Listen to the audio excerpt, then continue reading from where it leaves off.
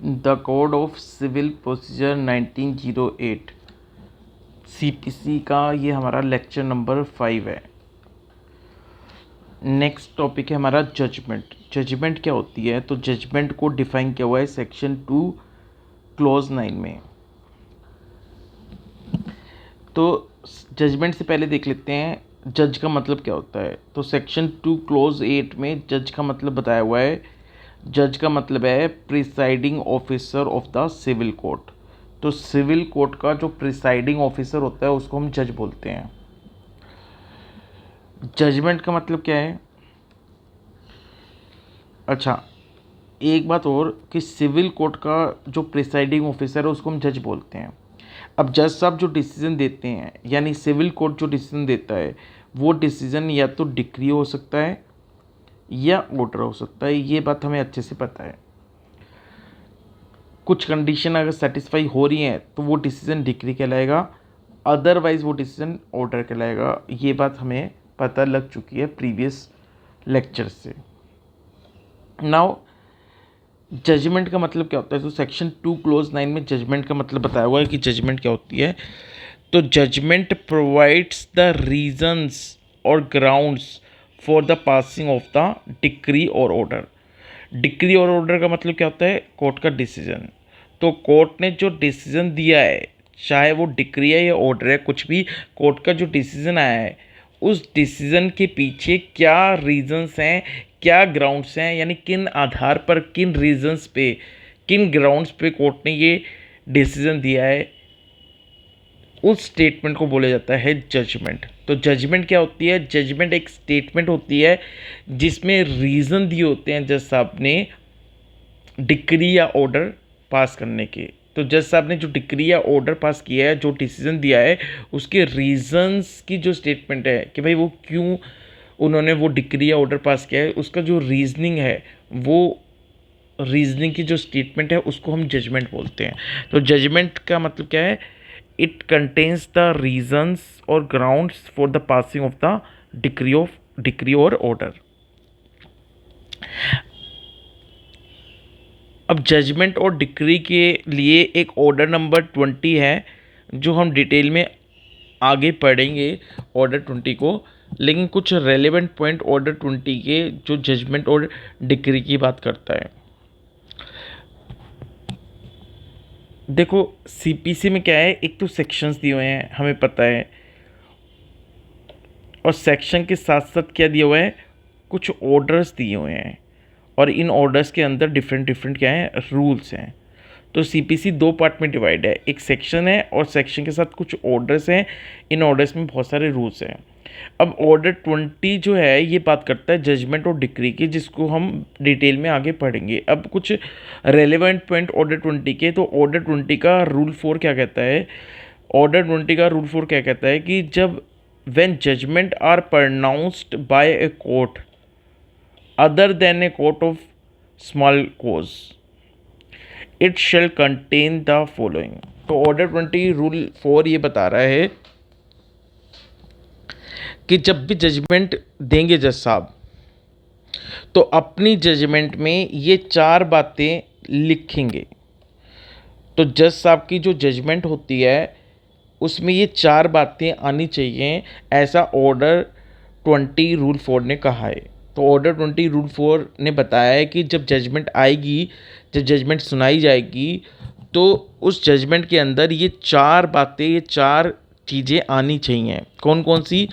Concise statement of the case. तो judgement में सबसे पहले जो जज साहब केस के बारे में लिखेंगे briefly. The point for determination. फिर जज साहब लिखेंगे कि भाई कौन कौन से क्वेश्चंस इन्वॉल्व हैं इस केस के अंदर जिस पे फैसला देना है। तो कौन कौन से पॉइंट्स हैं डिटर्मिनेशन के लिए, उन सबको लिखेंगे जज साहब कि कौन कौन से क्वेश्चन इन्वॉल्व हैं। फिर उन क्वेश्चन के ऊपर, उन पॉइंट्स के ऊपर जज साहब का जो डिसीजन आया है वो डिसीजन देंगे जज साहब जजमेंट में। और फिर उस डिसीजन के पीछे जज साहब का रीज़न क्या है, क्यों दिया है वो डिसीजन जज साहब ने, वो लिखा जाएगा। तो सबसे पहले क्या है कि concise statement of the case. Case के बारे में थोड़ा सा ब्रीफली बताएंगे जजमेंट में फिर क्या मुद्दा इन्वॉल्व है, क्या क्वेश्चन इन्वॉल्व है, क्या पॉइंट से डिटर्मिनेशन के लिए, वो सब लिखेंगे। तीसरा उन उन मुद्दों पे, उन पॉइंट्स पे क्या डिसीजन दिया है वो लिखा जाएगा, और उस डिसीजन का रीज़न क्या है वो लिखा जाएगा। लेकिन जो कोर्ट ऑफ स्मॉल कोज होता है, कोर्ट ऑफ स्मॉल कोज को ये 4 पॉइंट अपनी जजमेंट में देने की ज़रूरत नहीं है। कोर्ट ऑफ स्मॉल कोज सिर्फ ये 2 पॉइंट, सेकंड और थर्ड पॉइंट ही दे देगा, इतना ही सफिशेंट है। तो कोर्ट ऑफ स्मॉल कोज को ये 4 पॉइंट देने की जरूरत नहीं है, उसको बस ये सेकंड और थर्ड पॉइंट देना इम्पोर्टेंट है कि भाई क्या क्या मुद्दा इन्वॉल्व है और उन मुद्दों पे क्या डिसीजन है। तो point for determination and the decision on such points, ये 2 पॉइंट कोर्ट ऑफ स्मॉल कोज को अपनी जजमेंट में देनी है। नाउ तो ये नोट में लिखा भी हुआ है कि judgment of court of small causes may contain only point number 2 and 3। Next है अब एक स्पेशल नोट कि भाई अगर आपसे पूछ लें कि जजमेंट और डिक्री में क्या फ़र्क है, जजमेंट और डिक्री में क्या फ़र्क होता है, तो जजमेंट और डिक्री में क्या फ़र्क होता है कि भाई पहले तो जज सब जजमेंट देंगे और जजमेंट के बाद फिर वो फाइनल अपनी डिक्री पास करेंगे। डिक्री का मतलब है कि नाउ फैसला क्या है, डिसीज़न क्या है। तो पहले जजमेंट आती है और उस जजमेंट के बाद जज साहब फॉर्मली अपना डिसीज़न देते हैं, जिसको हम डिक्री बोलते हैं। तो डिक्री से पहले की जो स्टेज होती है वो जजमेंट होती है, यानी जजमेंट के बाद कोर्ट डिक्री पास करता है या ऑर्डर पास करता है। तो एक judgement contemplates a stage prior to the passing of a decree और ऑर्डर। डिक्री और ऑर्डर पास करने से पहले की जो स्टेज है वो जजमेंट है। And after the pronouncement of judgment a decree और ऑर्डर शेल फॉलो। और जब जजमेंट पास हो जाएगी उसके बाद जज साहब फाइनली अपनी डिक्री, अपना डिसीजन देंगे डिक्री या ऑर्डर के फॉर्म में। तो डिक्री या ऑर्डर पास होने से पहले की जो स्टेज है वो जजमेंट है। जजमेंट पास होने के बाद फाइनली जज साहब अपना डिक्री या ऑर्डर सुनाएंगे। तो ऑर्डर या डिक्री से पहले जजमेंट आती है, या फिर हम ऐसे बोल सकते हैं कि जजमेंट पास होने के बाद डिक्री या ऑर्डर आता है। तो अब डिक्री का मतलब क्या हो गया, तो जो जजमेंट का ऑपरेटिव पार्ट है हम उसको डिक्री बोल सकते हैं, यानी जो जज साहब ने जजमेंट दिया है अब फाइनली उस जजमेंट के बेस पे फाइनली जो डिसीज़न आएगा कि भाई अब क्या रियलिटी में होगा उस डिसीज़न के बेस पे, तो वो डिसीज़न डिक्री होता है। तो डिसीज़न क्या है, ऑपरेटिव पार्ट होता है जजमेंट का, कि जजमेंट में जो डिसीज़न दिया है यानी जजमेंट जो दी है जज साहब ने, अब उसके बाद एक फॉर्मली डिक्री देंगे यानी अपने डिसीजन देंगे। तो डिक्री को हम बोल सकते हैं operative part of the judgment. और जजमेंट के बाद क्या आएगा, डिक्री आएगा। सिंपल सी बात है, पहले जजमेंट आएगी फिर अलग से उस जजमेंट के बेस पे फाइनल कंक्लूजन, फाइनल ऑर्डर क्या है, फाइनल डिक्री क्या है, वो डिक्री है। ऑर्डर 20 रूल 6 क्या कहता है, ऑर्डर 20 रूल 6 कहता है कि भाई जो डिक्री है उसमें जज साहब जो जो रिलीफ देना चाहते हैं उसको क्लियरली मेंशन करेंगे।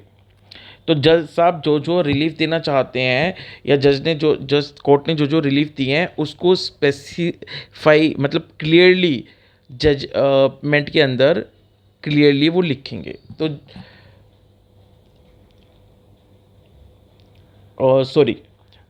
ऑर्डर 20 रूल 6 क्या कहता है कि डिक्री के अंदर साफ साफ ये लिखा जाएगा कि रिलीफ क्या ग्रांट किया है। तो अगर पार्टी ने मान लो 3 रिलीफ मांगे थे लेकिन डिक्री के अंदर सिर्फ 2 ही रिलीफ आए हैं, तो इसका मतलब तीसरा रिलीफ आपको नहीं मिला, क्योंकि जो जो रिलीफ देना है वो सारे रिलीफ क्लियरली बिल्कुल साफ साफ शब्दों में डिक्री के अंदर लिखे जाएंगे। तो ऑर्डर 20 रूल 6 कहता है कि जो डिक्री होगी वहाँ पे साफ साफ क्या रिलीफ है, कोर्ट ने क्या रिलीफ ग्रांट किया है वो साफ साफ लिखा जाएगा, या कोर्ट का अगर कोई और दूसरा डिसीजन है वो लिखा जाएगा डिक्री के अंदर। तो ये था हमारा लेक्चर नंबर 5 जिसमें हमने करा जजमेंट क्या होती है और जजमेंट और डिक्री से रिलेटेड ऑर्डर नंबर 20 है जो हम डिटेल में आगे पढ़ेंगे। तो ऑर्डर नंबर 20 जो है वो जजमेंट एंड डिक्री से रिलेटेड है।